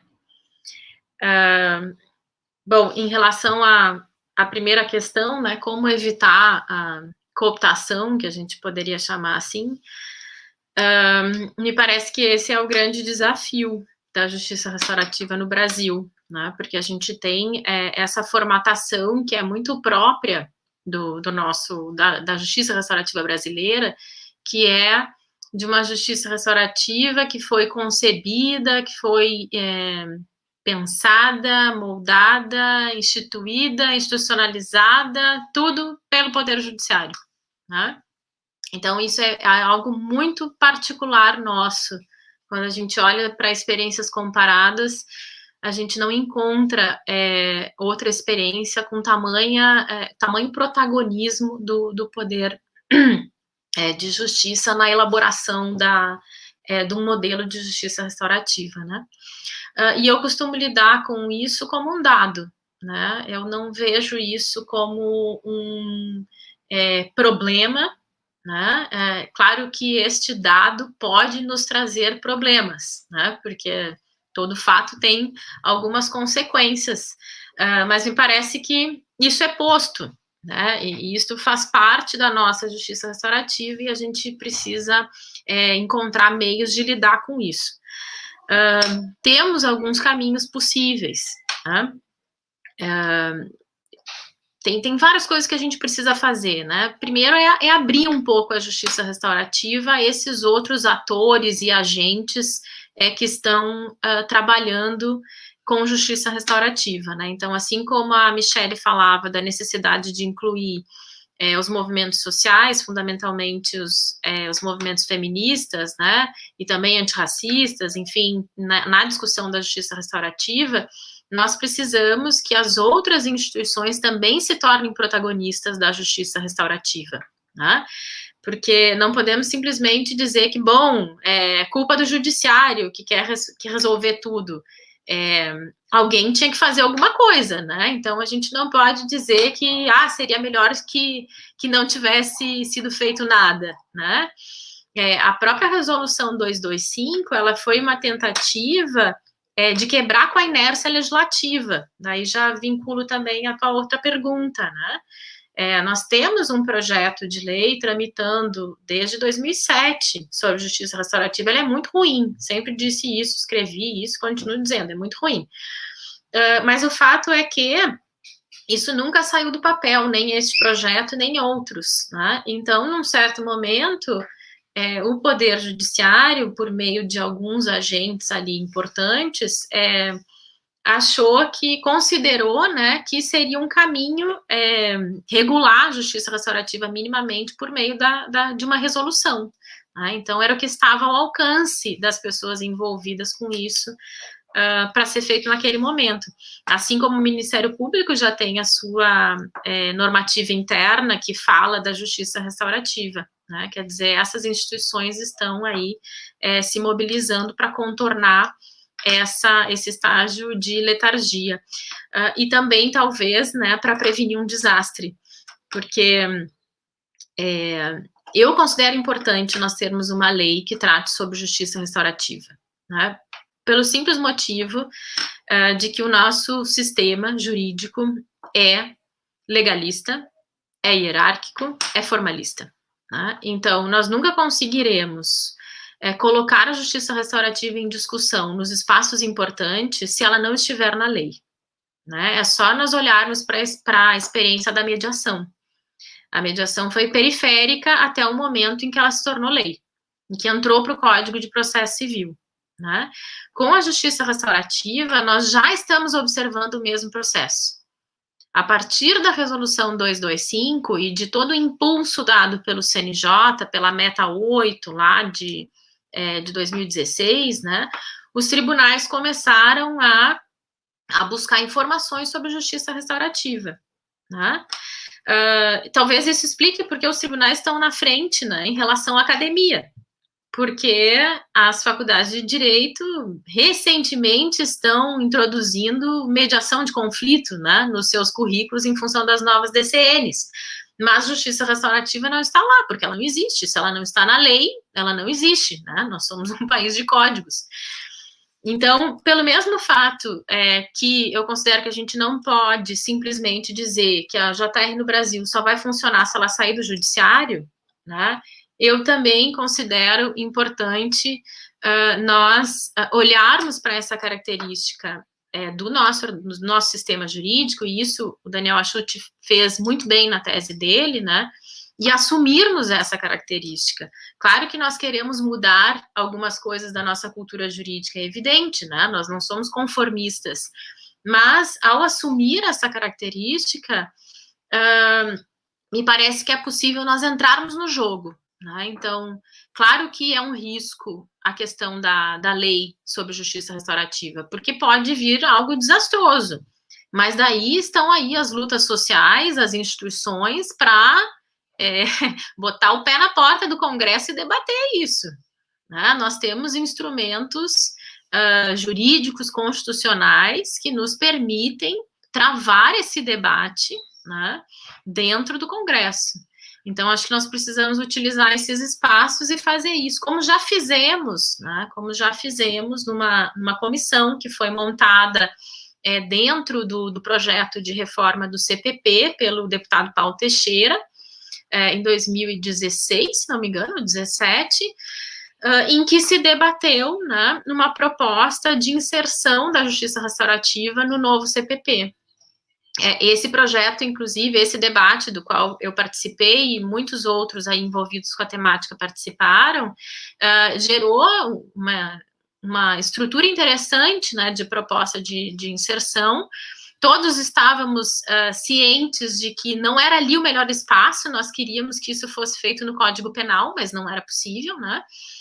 E, inclusive, esse trabalho que foi feito no âmbito dessa comissão de especialistas acabou virando um projeto de lei autônomo. Então, hoje a gente tem, se vocês fizerem uma simples busca, né, no banco de dados lá do Congresso, vão localizar inúmeros projetos de lei sobre justiça restaurativa, né? E isso quer dizer que o interesse por esse tema vem crescendo, né? Então, eu acho que a questão da regulamentação legal da JR vai chegar esse momento, né? A nossa tarefa é participar o quanto for possível, incomodar sempre que possível, para a gente lutar por uma justiça restaurativa que seja efetivamente, né, democrática. E a questão, então, só para voltar no ponto anterior, como que a gente faz para resistir, né, à cooptação? Não é fácil, mas nós temos alguns caminhos, olhando para as experiências internacionais que são bem-sucedidas, né, por mais que a gente não vá copiar as experiências internacionais. Nós precisamos, sim, dar independência mínima para os programas de justiça restaurativa. Não pode ser o juiz aquele a tomar a decisão sobre a pertinência do envio de determinado caso para um programa de justiça restaurativa. Quem tem aptidão técnica para tomar essa decisão é o facilitador, né? É ele que está treinado para identificar se há possibilidade de lidar com aquele caso. Mas isso significa esvaziar a autonomia das partes? Não. Isso significa reconhecer que os programas têm limites, né? Então, da mesma forma que nós defendemos que a decisão tem que estar com as partes, se querem ou não participar, porque a ideia da JR ser voluntária é uma ideia central, né? Nós também precisamos ter programas que sejam responsáveis. Então, se o programa está iniciando, ele não pode dizer que ele é capaz de lidar com casos de violência sexual. Não, pode mandar, a gente faz um círculo de construção de paz e isso vai se resolver, todo mundo se abraça. Não, isso é absolutamente não desejado, né? Então, a gente precisa ter esse cuidado, né? Mas, se nós temos formadores que estão bem formados, né, como a Daniele falou, né, estão bem capacitados, são eles que podem auxiliar, daí sim, a estrutura do Poder Judiciário, né, a definir, bom, quais casos podem, em determinado momento, ser encaminhados ou não para um programa de justiça restaurativa, né? Então, dar autonomia aos programas, para mim, é fundamental. E, ao mesmo tempo, né, nós também temos uma questão bem complicada que envolve a vontade de protagonismo desses agentes jurídicos, né? Então, o juiz, ele quer tomar decisão, o Ministério Público é o dono da ação penal e também quer dar a sua opinião, né? Até o delegado, ele quer opinar se pode ou não fazer justiça restaurativa. Então, todo mundo, os profissionais lá que o Nils Christie criticava no seu artigo lá da década de 70, eles têm essa tendência, nós também, inclusive advogados, querem participar da prática, né? Eles têm essa tendência de assumir o protagonismo nesse espaço. Então, nós precisamos achar formas de frear esses nossos impulsos, né? E isso a gente consegue construir. Nós conseguimos construir, inclusive, no âmbito de regulamentações feitas pelo CNJ. Né? Então, não é o caso de nós colocarmos a nossa JR no lixo, muito pelo contrário, né?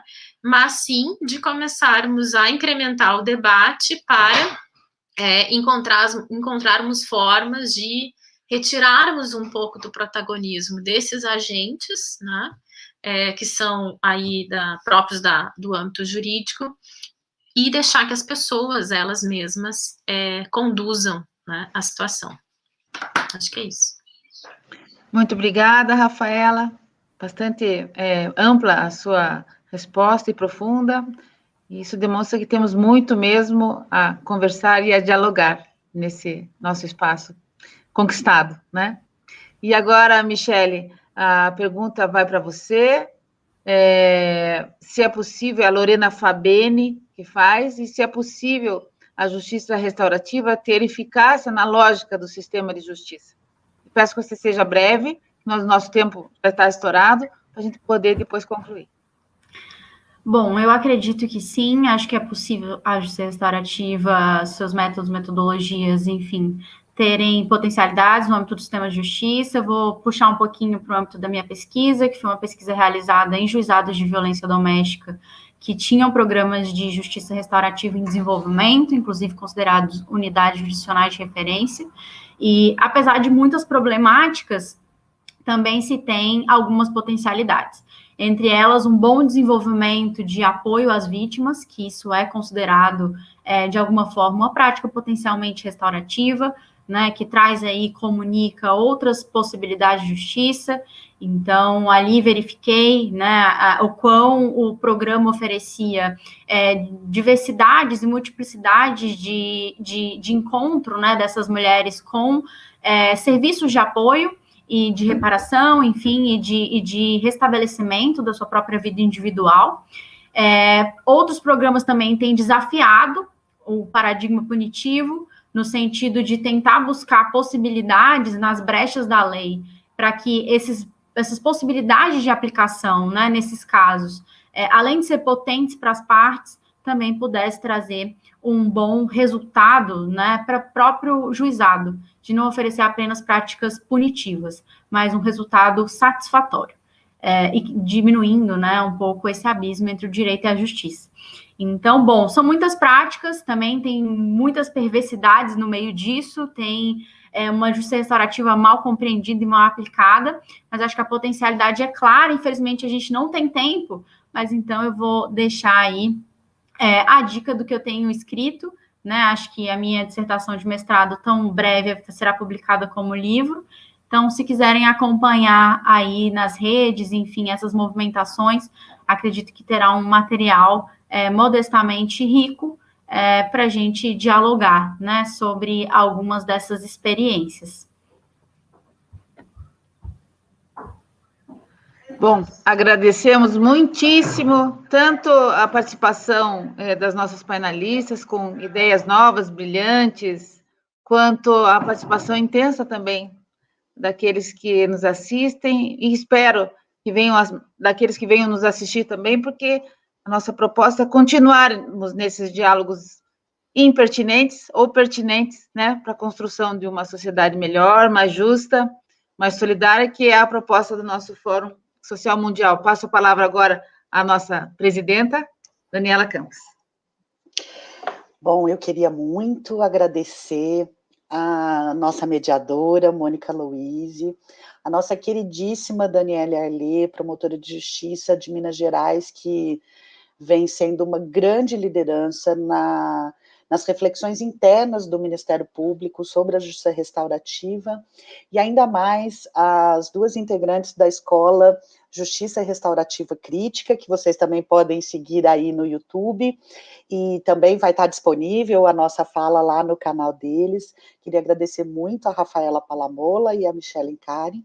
Tenho certeza que abrimos aqui uma série de assuntos que temos em comum e podemos conversar e aprofundar nossas reflexões, mas, sem dúvida nenhuma, foram 2 horas de muito conhecimento, de muitas reflexões, e os comentários no chat do canal do Instituto mostram que todos adoraram, todos elogiaram, então quero muito agradecer a essas 4 mulheres maravilhosas que abrilhantaram o nosso final de tarde, e tenho certeza absoluta que o Instituto Estudos MP cumpriu a sua missão nesse primeiro evento do Fórum Social Mundial Justiça e Democracia, de apresentar essa justiça restaurativa crítica e reflexiva como um fator muito importante para a discussão do nosso sistema de justiça.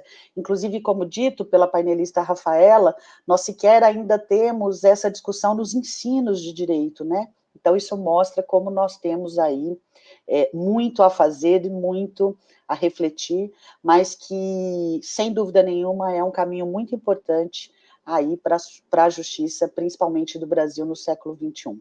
Muito obrigado, e lembrando que nós teremos aí outro evento do Instituto Estudos MP, na quinta-feira, às 19 horas, nesse mesmo canal, com a atividade Direito, Experiência, Estudo de Caso e Teoria Crítica dos Direitos Humanos.